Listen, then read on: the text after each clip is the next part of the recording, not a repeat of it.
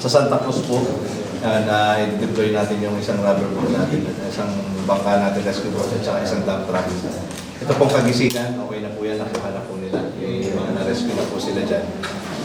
Yun pong heavy equipment na request po ni Batino, napapuntahan na rin po natin.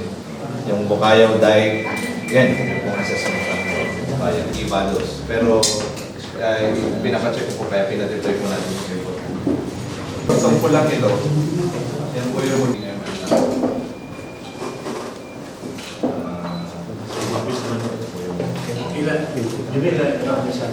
Yan po ay nasa, ano pa na po, ang inside evacuation ay nasa 238 lang.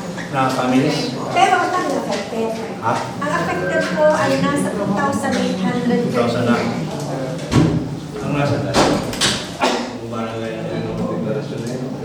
Ayaw ko eh. Pag hindi ka makadaan, hindi ka makadaan sa naliba, di po barangay wala. Ang ginawa po natin, yung lahat po ng pasyente na galing sa South, dahil po hindi kaya ng mga ambulansya, sinasambot na natin ang ambulansya natin. Para po, lahat po ay nasiservisyo na natin. Pero kung may yan pa rin siya. Maintenance wala pong kasi. Unless urgent po sa mismong gawa. So, dito eh.